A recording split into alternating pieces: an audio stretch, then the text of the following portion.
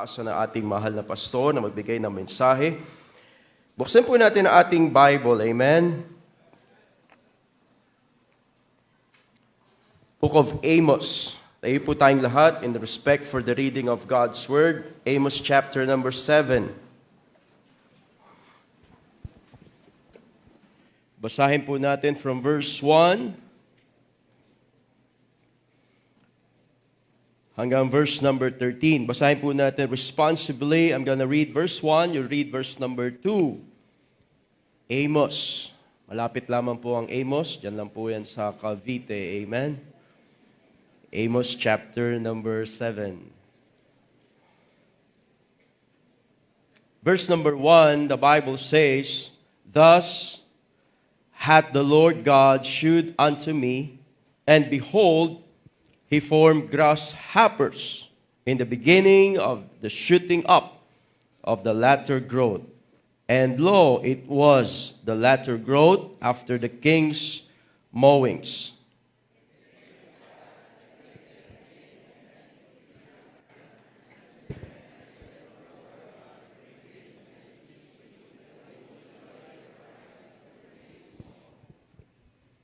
The Lord repented for this. It shall not be, saith the Lord.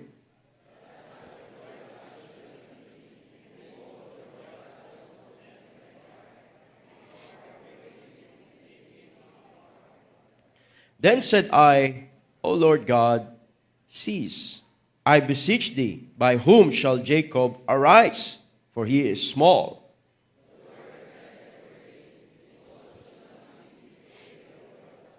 Thus he showed me, and behold, the Lord stood upon a wall made by a plumb line, with a plumb line in his hand.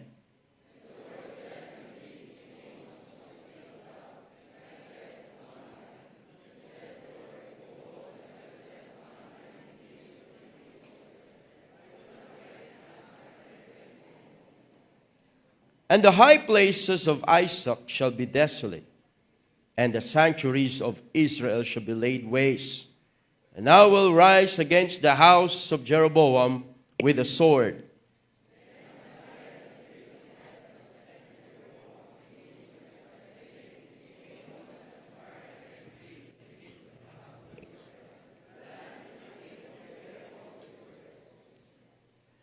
For thus Amos saith, Jeroboam shall die by the sword, and Israel shall surely be led away captive out of their own land.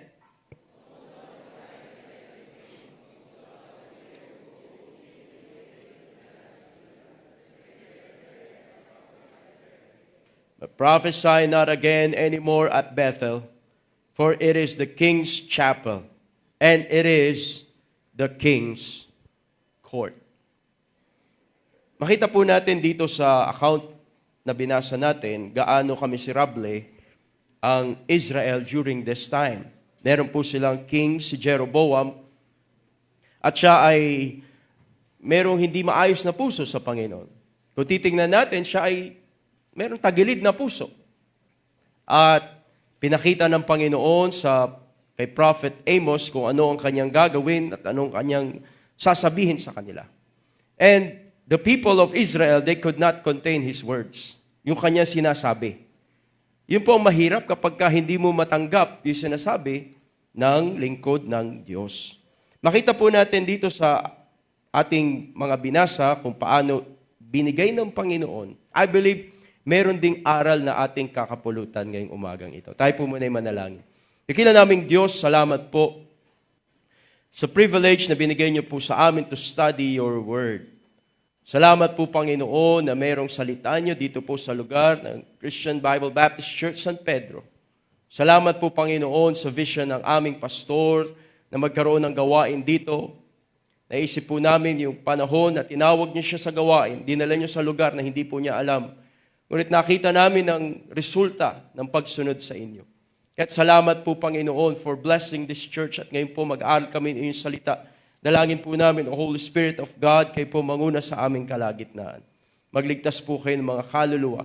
At kung meron man po nangangailangan ng encouragement from your word. Nawa po itong mensaheng ito ay maging malaking tulong po sa kanila. Patawad po sa aming mga pagkukulang, pagkakasala. Mahal po namin kayo. Ito po'y dalangin namin sa pangalan ni Jesus. Amen. Thank you po. You may be seated.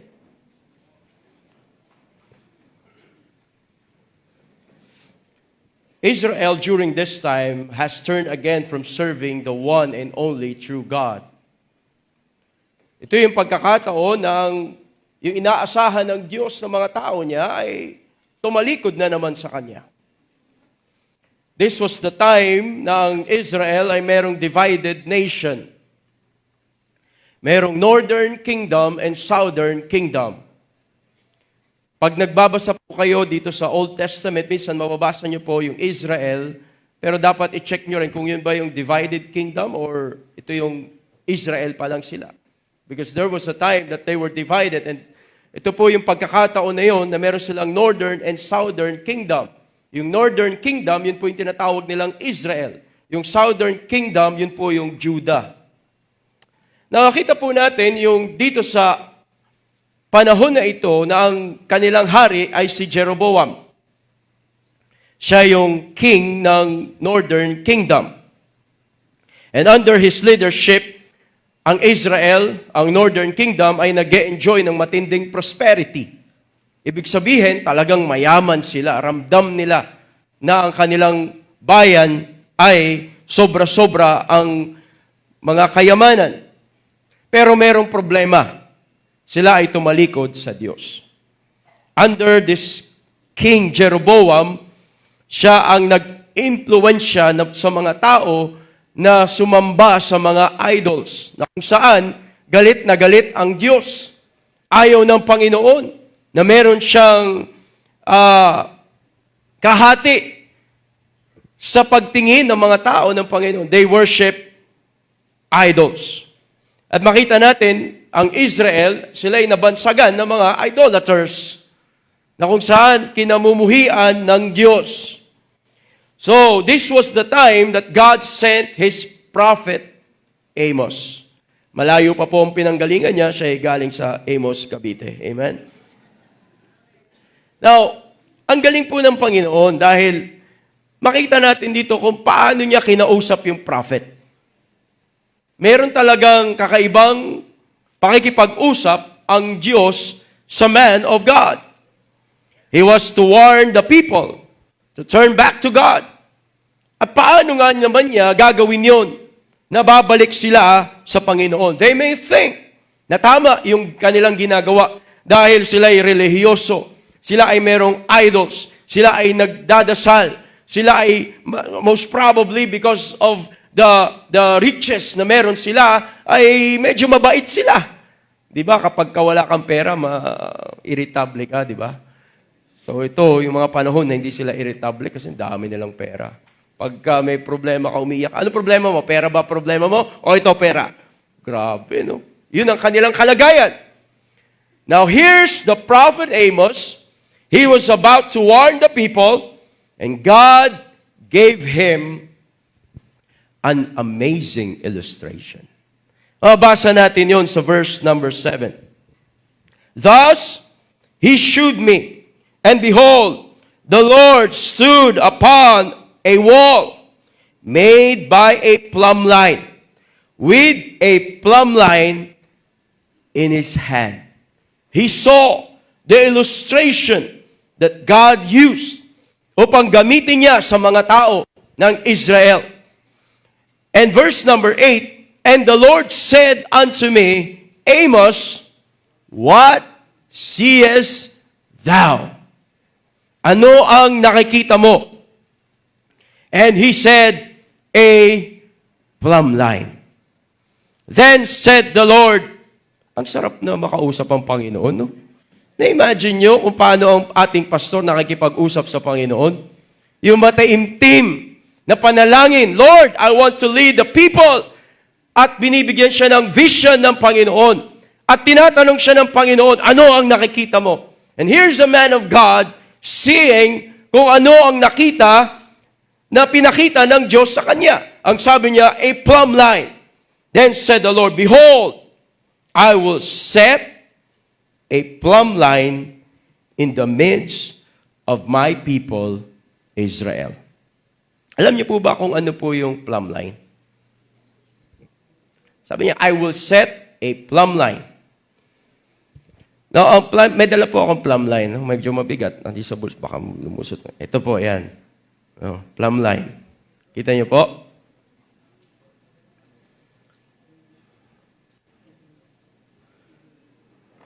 Ayan.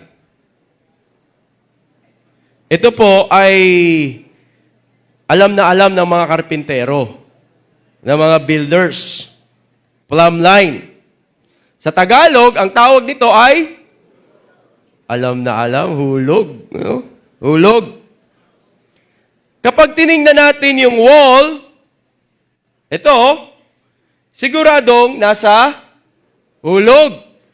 Pero kapag tabingi, ibig sabihin, wala sa hulog. Biruin mo, ang Panginoon ang nagbigay ng idea nito. Sabi ni Amos, Panginoon, mayroong problema. Yung mga tao nyo, sila ay sumasamba sa Diyos-Diyosan. Ano po ang ating gagawin? Walang problema. Meron ako ditong plumb line. Ang Panginoon mayroong plumb line. Hawak-hawak niya yung plumb line. Sabi ng Panginoon kay Amos, ano yung nakita mo? A plumb line. Lord, ito po yung plumb line. A plumb line. So you see, mahalaga po ang plumb line. Ang significance niyan sa buhay ng bawat isa sa atin, sa mga builders, sa mga carpenters, it is to establish a perfectly straight vertical reference line. It is a guide to make sure it is completely straight and properly balanced. Alam niyo po, life and death situation ang kahalagahan nito kapag hindi ka gumamit niyan. Dahil ang plumb line, it is to prevent structural collapse. Mas matindi ang magiging problema kapag walang plumb line. Pwedeng mag-build,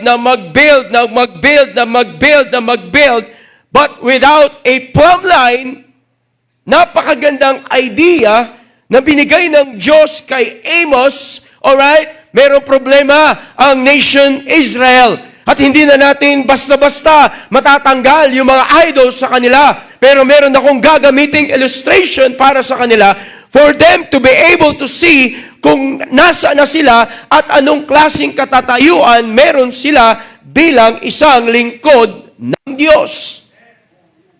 A plumb line. What a great statement na sinabi ng Panginoon. Sa verse number 8, sabi niya, I will set a plumb line in the midst of my people. Tandaan po natin, yung mga tao na inaasahan natin na dapat ay nasa Panginoon, ay wala sila sa Panginoon because of a somebody named Jeroboam na siyang nag-influence sa kanila papalayo sa kalooban ng Diyos. Now, napakahalaga po nito to deal with this kind of problem na nahihirapan si Amos, but God gave him a perfect illustration na wala nang bastang usap-usap, maliwanag na yan. Bigyan mo ng plumb line in their midst, and they will understand na kung anong katatayuan nila sa harapan ng Diyos. Sila ba ay nasa hulog o wala sa hulog sa harapan ng Diyos? A plumb line in our midst. A very simple message entitled, A Plumb Line in Our Midst. A plumb line in our midst. In their time, God set a plumb line in their midst. And I believe this morning, ang Diyos ay meron ding plumb line sa buhay ng bawat isa sa atin. To keep ourselves straightened, to keep our families straightened, to keep our decisions straightened. Na alam natin tama at balanse at okay at walang problema dahil ang aking plumb line ay nakaayon doon sa plumb line ng Diyos. 3 statements this morning. Number 1, the Word of God is our plumb line today. The Word of God is our plumb line today. Wala po tayong daladalang plumb line na ilalagay po natin to sa tao. Brad, sis, tayo ka nga. Tingnan natin kung nakaayon ka. Hindi po. Ang plumb line natin sa panahon natin ngayon, ang plumb line na binigay ng Diyos sa bawat isa ay walang iba kung hindi ang salita ng Diyos. The Word of God. The Bible is God's perfect standard. Wala nang ibang basihan ng standardiya ng buhay para sa bawat mananampalataya this morning but the Word of God. Psalms chapter 18. Psalms chapter 18 verse number 30. Sabi ng Bible, as for God, His way is perfect. The word of the Lord is tried. He is a buckler to all those that trust in Him. Hindi natin pwedeng alisin ang salita ng Diyos because the Word of God is our perfect standard. The Bible. Mahalaga ang Biblia sa buhay ng bawat mananampalataya. You come to this church, ang meron tayo ay Bible. Bible, the Word of God. This is our perfect standard.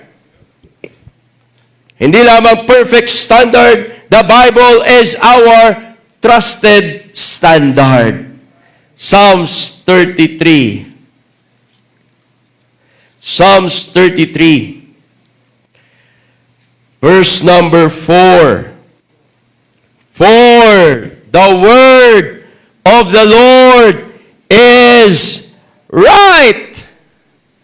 The word of the Lord is right. Alam niyo po sa magulong mundo na meron tayo na hindi na natin alam kung ano ang totoo, may salita ng Diyos pa rin na totoo.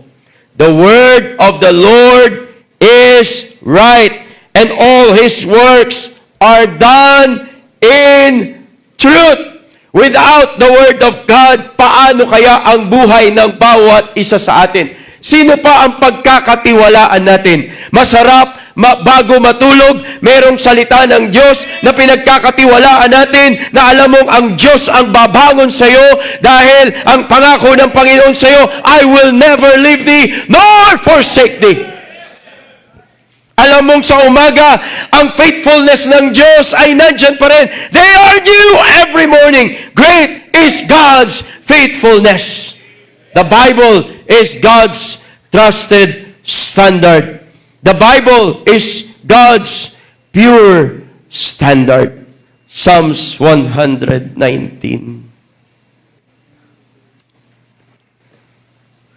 Psalms 119, verse number 140. Sabi ng Bible sa verse 140, Thy word is very pure. Therefore, thy servant loveth it. Kung meron mang attraction sa bawat isa na naglilingkod sa Panginoon, ay walang iba kung hindi ang salita ng Diyos. Ito ang dahilan kung bakit tayo nag-aakay ng kaluluwa. Ito ang dahilan kung bakit tayo nagsasakripisyo kahit tayo nasasaktan. Ito ang dahilan kung bakit maraming nagbibigay ng buhay Why? The Word of God is very pure. Thy servant loveth it. Ito ang aklat na mahal ng ating pastor. Ang buhay niya ay nagamit sa gawain ng Panginoon. Dahil sa aklat na ito, ang buhay ng bawat isa sa atin ay binibigyan natin yung oras natin, yung time natin, yung treasure natin, yung kayamanan na meron tayo. Why? Because of the Word of God. Salita ng Diyos. Kung walang salita ng Diyos, anong dahilan ba't tayo nandito? It's not because of personalities. Hindi dahil sa katabi mo, kaya ka nandito. Uy, merong sikat, doon na-attend sa Christian Bible Baptist Church. Wala pong sikat dito. Ang Panginoon ng sikat. That's why we have the Bible in our hands. The Word of God is very pure. Meron pa bang pwedeng umatake sa Word of God? Wala na. Kaya't napakahalaga ng salita ng Diyos. Can you imagine? This is God's perfect guide in our lives. Ito yung perfect guide niya sa buhay ng bawat isa sa atin. Tingnan niyo po, 2 Timothy.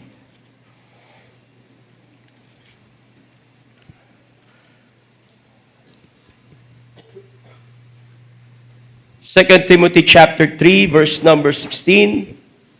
Ang sabi ng Bible, all Scripture is given by inspiration of God, and is profitable for doctrine, for reproof, for correction, for instruction in righteousness, that the man of God may be perfect, truly furnished unto all good works. Tandaan po natin, habang tayo nabubuhay pa, ang Diyos ay nagtatrabaho sa buhay natin sa pamamagitan ng aklat na ito.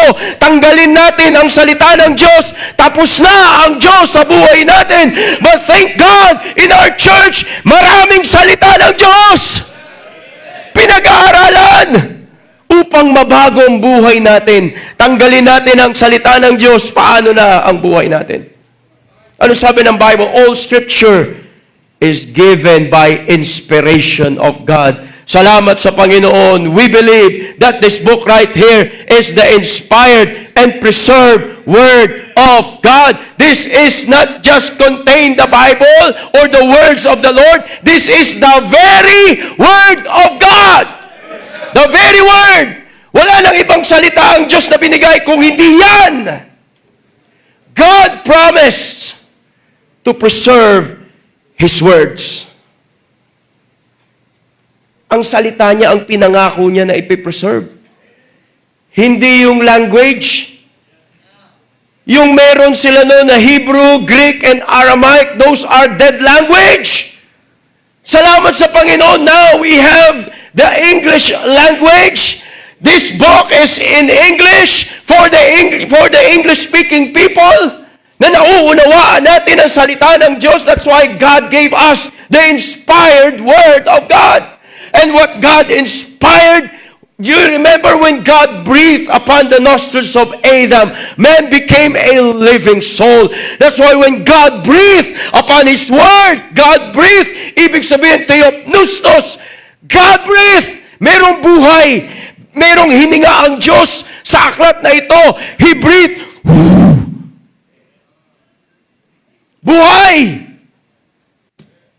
Kaya nga hindi pwedeng hindi mabago ang buhay ng isang tao kahit gaano pa kapusakal, kahit gaano pa kasama, ay pwedeng gamitin ng Diyos. Makita natin kung gaano ka-powerful ang salita ng Diyos. Maraming taong naguguluhan, pero salamat nung simulang nagbasa ng aklat ng Diyos, nasumpungan nila ang simpleng paraan ng Diyos ng kaligtasan. Nakita nila ang kanilang sarili. Tama, ako'y makasalanan. Tama, ang pinapangalan ng Biblia na si Kristo ang tagapagligtas. Tama lang, natatanggapin ko siya sa aking puso bilang sariling tagapagligtas. The Word of God is our plumb line today. Kaya nga ito'y inspired. Ibig sabihin, without error in its teaching, without error in its recording. Kapag hindi po inspired ang Word of God na meron tayo, ibig sabihin, merong mali.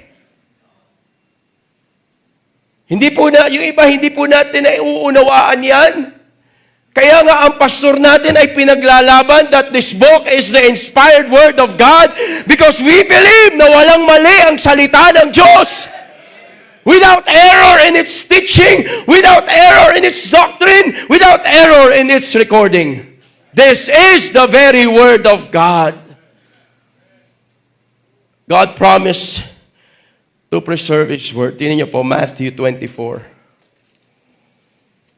Pag binabasa po natin ang salita ng Diyos, nakikita niyo po kung gaano yung kalaki, yung grand scale, how God promised it, yung divine intervention ng Diyos just to preserve and handed down to us the very Word of God, Matthew 24, verse number 35. Sabi ng Bible sa verse 35, heaven and earth. Isipin niyo po yun. Heaven and earth shall pass away, but my words shall not pass away. Heaven and earth shall pass away. Magunaw na ang mundo, pero salita ng Diyos ay mananatili pa rin. Why? Because the Word of God is already settled in heaven. What a great privilege na ito'y nasa langit. Binigay ng Diyos sa atin. This is something previously hidden for each and every one of us. Pero hinayaan ng Diyos na buksan ang ating mata at ating mabasa at i-preserve kahit maraming namatay dahil sa aklat na ito. At kahit sa panahon natin ngayon, mayroong mga bansa na hindi ino-open ang Word of God. But we're so thankful we have the Word of God in our hands. The Word of God is our plumb line. Gusto mong i-check ang sarili mo kung tama ka sa Panginoon? Use the Bible. Read the Bible. Number 2. Number 1, the Word of God is our plumb line today. Number 2, learn to use the plumb line. The King James Bible. Learn to use the plumb line. The King James Bible. I will never forget during our chapel time when I was in Bible college, sinabi ng pastor, what you do with the Bible determines what you will be for God. I wrote it down in my Bible. Bible student ako, nakalagay doon, what you do with the Bible determines what you will be for God.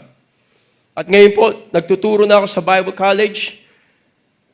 Lahat ng estudyanteng dumaan sa akin, sinasabi ko sa kanila to. Huwag niyong kakalimutan to.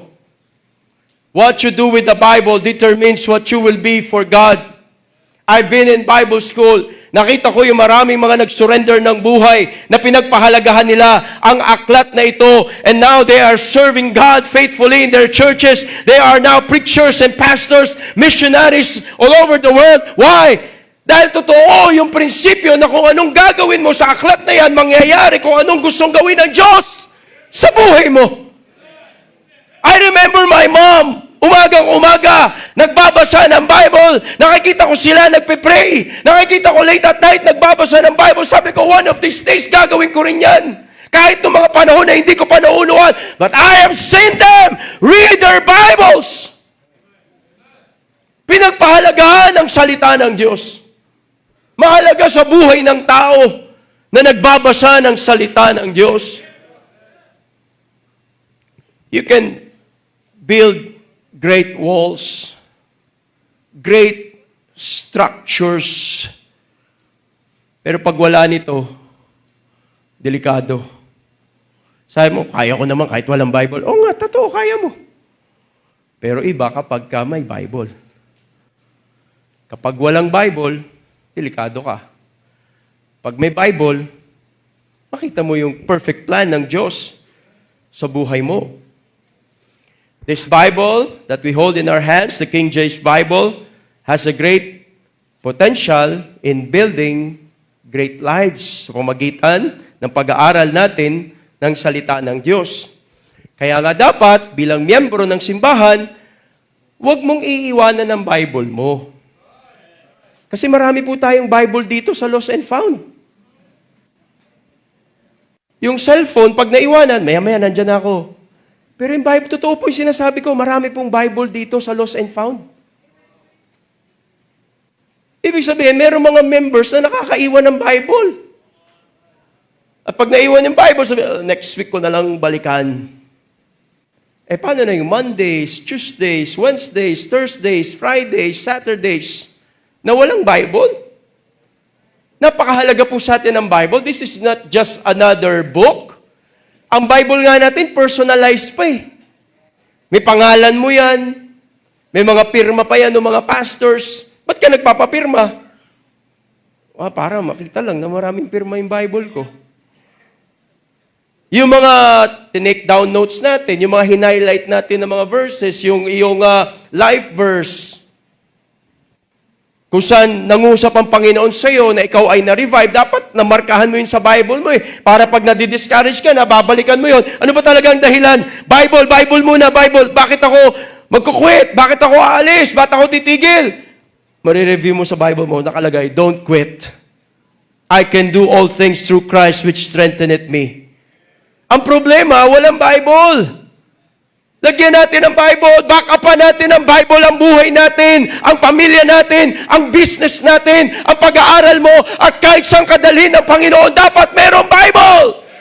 Learn to use the plumb line. Read it, use it for Him. Tignan niyo po sa Psalms 119.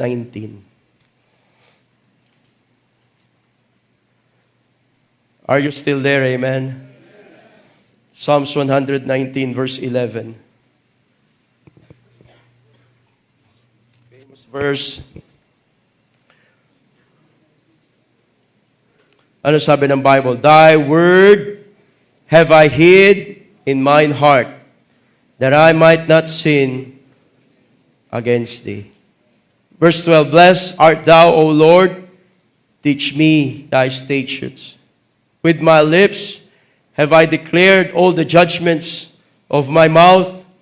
I have rejoiced in the way of thy testimonies, as much as in all riches. I will meditate in thy precepts. I have respect unto thy ways. I will delight myself in thy statutes. I will not forget thy word. Makalimutan na natin kung sino yung mga tao na nagsalita, nagturo, pero yung salita ng Diyos, huwag nawa natin makalimutan. I will not forget thy word. Kaya yung tumitibay na Kristiyano ay hindi yung nakatingin sa tao, kung hindi nakatingin sa salita ng Diyos. Pag tumingin ka sa tao, you will be offended. Totoo po yun. Sino pong tao dito ang hindi natin pwedeng tingnan? Tingnan mo, sige, tingnan mo. Hindi ka ma-offend. Including myself, kahit yung mga ushers, kahit yung mga area captains, kahit ang ating pastor, pero ang tingnan mo, salita ng Diyos. Nakalagay ba dyan, I will not forget my pastor. Hindi. I will not forget the Word of God. Ilang preaching ang binigay ng ating pastor, ilan yung mensahe na binigay niya from the heart. Nakuha ba natin yung nilalaman ng mensahe na galing sa Panginoon? Yun ang pinakamahalaga. Learn to use the plumb line, the King James Bible. Kaya nga tayo mayroong Bible para pag uwi natin sa bahay, ang daladala natin Bible, daladala natin yung outline, daladala natin yung mensahe ng Panginoon na binigay ng Diyos sa atin at sasabihin natin, salamat mayroong Bible. Salamat mayroong salita ng Diyos. We have the Word of God. Read it. Hindi lang po yan eh. Sabi sa verse 17, Deal bountifully with thy servant, that I may live and keep thy word. Verse number 18, I like this verse. Sabi niya, open thou mine eyes, that I may behold wondrous things out of thy law. How many times na ikaw ay nagbabrowse ng iyong cellphone at makakita ka dyan, wow, ang ganda naman ito, spend ka ng time. But how about looking and studying God's Word at pinapakita ng Diyos katulad nito, yung sinasabi niya, open thou mine eyes that I may behold wondrous things out of thy law. Kailan nangyari sa buhay mo na personal ang Diyos nang usap by simply reading and studying your personal Bible? Na habang binabasa mo yan, you are praying, Lord, open thou mine eyes that I may behold wondrous things out of thy law. Alam niyo ba kung bakit meron tayong King James Bible? Dahil meron mga mananampalataya na sila'y nananalangin na nawa magkaroon na tayo ng Bible, English Bible for the English-speaking people. And God opened the eyes of King James to provide us the King James Bible. Na mayroong mga totoong mananampalataya na nananalangin, Lord, open thou mine eyes that I may behold wondrous things out of thy law. It is very tragic kapag nawalan tayo ng salita ng Diyos. Kapag nagkaroon ng kamay na bakal at sinabing wala nang pwedeng magbitbit at magbasa at mangaral ng salita ng Diyos. Kaya sabi ko sa mga Bible students, sa mga bago nag-surrender ng buhay, hindi nyo alam kung anong kakaharapin natin in the near future. Marahil kayo yung makikipaglaban na magiging duguan kayo just by preaching the Word of God in the streets. Hindi basta-bastang labanan. May mga taong namatay, nahirapan sa salita ng Diyos. Tignan niyo po, I like the next verse, verse 19. I am a stranger in the earth. Hide not thy commandments from me. It is very tragic for a child of God. It's very tragic for a Sunday school teacher. It's very tragic for a father and mother na hindi niya nakikita yung commandments ng Diyos. Mahirap kayang mamuhay sa mundong ito. Kung kaya mo mabuhay sa mundo, sige, go ahead. Pero makikita mo totoong salita ng Diyos. Hindi pwedeng walang salita ng Diyos. That's why we should learn how to use the King James Bible. Meron kang Bible. You hold the Word of God in your hand. Nakikita mo ba that this is the greatest treasure in your hand? Alam mo ba, marami kang sleepless nights na ito ang magpapatulog sa'yo. Marami kang alalahanin na ang Diyos ang magbibigay ng comfort sa'yo. Let not your heart be troubled. You believe in God. Believe also in me. In my Father's house are many mansions. If it were not so, I would have told you, I go to prepare a place for you. And if I go and prepare a place for you, I will come again and receive you unto myself. That where I am, there ye may be also. What a great promise from God. Na kapag binabasa ko yun, wow, what a great promise na sinasabi ng Panginoon directly sa akin, kung saan ako paroroon, doon ka rin paroroon. Ilan na po ang mga kapatiran natin kinuha ng Panginoon? And we would love to go there and preach and tell them how good God is by providing us that prepared place called heaven. That's why it's not goodbye, it's a see you later. Isang araw magkikita muli. Sa kabilang, what a great comfort from God. Yung sa mga unbelievers, tapos na yun. Kaya grabing pagtangis, pagluha. Hindi na nila alam kung anong gagawin. Susunod na ako sa iyo. Relax. Meron pang oras na binibigay ang Panginoon sa iyo. Enjoy mo muna ang buhay dito. Maglingkod tayo sa Panginoon. And learn to use the plumb line, the King James Bible. The Word of God is our plumb line today. Number 2, learn to use the plumb line, the King James Bible. And number 3, it is never too late to use the Bible as your plumb line. It is never too late to use the Bible as your plumb line. If our actions do not agree with the plumb line, kung yung action natin hindi nag-agree sa plumb line ng Diyos, we are doing wrong. And we should not contradict God's plumb line, the Bible. Makikita natin sa ating lifestyle kung nasa plumb line ba tayo ng Diyos. Makikita natin, marahil mananampalataya ka na pero may bisyo ka pa, iko-correct tayo ng salita ng Diyos. Marahil meron tayong wrong decisions, merong plumb line. It's never too late to use the plumb line. Always remember that. And we should always be ready to be measured up with God's plumb line. Ano sabi ng Bible sa Proverbs 24 verse number 16? A just man falleth 7 times, but he rises up again. It is easier to build it right the first time. It is easier to build it right the first time.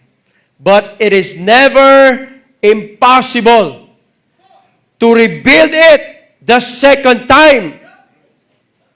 Marahil ang sabi mo, puro ka pagsisisi. Sana nagawa ko noon. Sana alam ko na yung Bible noon pa eh. Pero hindi pa tapos ang Diyos sa buhay mo.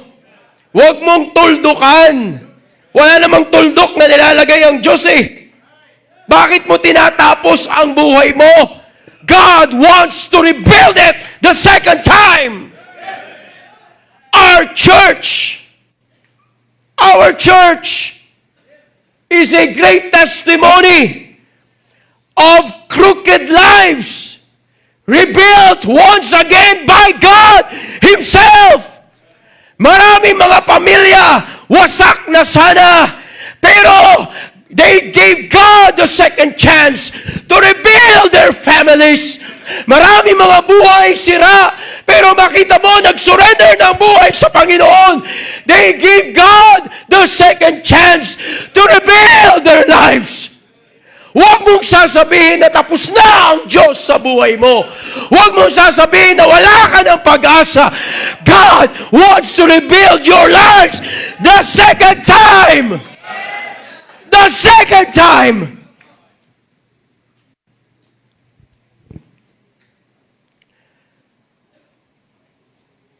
Isang chapter lang po pabalik.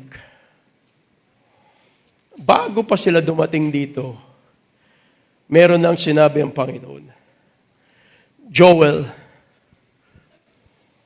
chapter 2. Madali lang po hanapin ang Joel bago mag-Amos.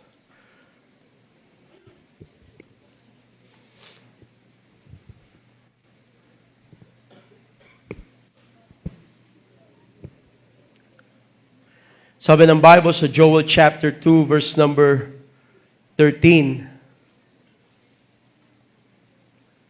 And rend your heart and not your garments. Alam ng Diyos na magaling tayo magbihis. At kung ano yung ilalagay natin sa sarili natin na parang okay lang tayo. Okay lang ako, wala problema, okay lang ako. Pero sabi ng Panginoon, rend your hearts. Rend your hearts and turn unto the Lord your God. Kanino ka babalik? Sa Panginoon. Turn unto the Lord your God, for He is gracious and merciful, slow to anger, and of great kindness, and repenteth him of the evil.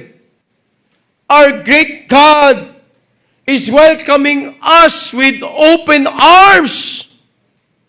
Come to the Lord. Come. Manumbalik ka sa Panginoon. Simpleng illustration na binigay ng Panginoon sa atin. A plumb line. Alam mo if your heart is right with God or not. Alam mo kung dapat mo ibigay ang puso mo sa Panginoon o hindi. Alam mo kung ikaw ay nananalangin pa o hindi na. Alam mo kung ikaw ay naglilingkod pa o hindi na. O ginagawa mo na lang yan kasi you have the skill, you have the talent, you have the ability, you have the knowledge. Pero yung puso wala. Rend your hearts and not your garments. Alam niyo po ba na every time may mensahe ang Panginoon, ang unang pinipuntirya puso? Do you remember the time na tayo nakakilala sa Panginoon at dinil tayo sa salvation? Pinarealize sa atin mula sa salita ng Diyos, we are all sinners bound to the devil's hell. And what we need is the Savior. Panginoon, kailangan ko. Gusto kong tagapagligtas. Ayaw kong pumunta sa impyerno. Naunawaan ko yung ginawa niya sa krus ng Kalbaryo. Siya'y namatay, nilibing at nabuhay na muli. Totoo yung sinasabi ng Bible sa John 3:16. For God so loved the world that He gave His only begotten Son, that whosoever believeth in Him should not perish, but have everlasting life. Tatanggap ako sa Panginoon. Inayos ng Diyos ang puso natin. Pero tayo mananampalataya na, dumarating yung time, nagkakaroon ng callous, nagkakaroon ng mga kalyo, nagkakaroon ng mga hard hearts, pero salamat mayroong salita ng Diyos. And now God is welcoming us to come back to Him. This is a decision na gagawin natin. It's between you and God. Sa mga bisita namin, it's between you and God.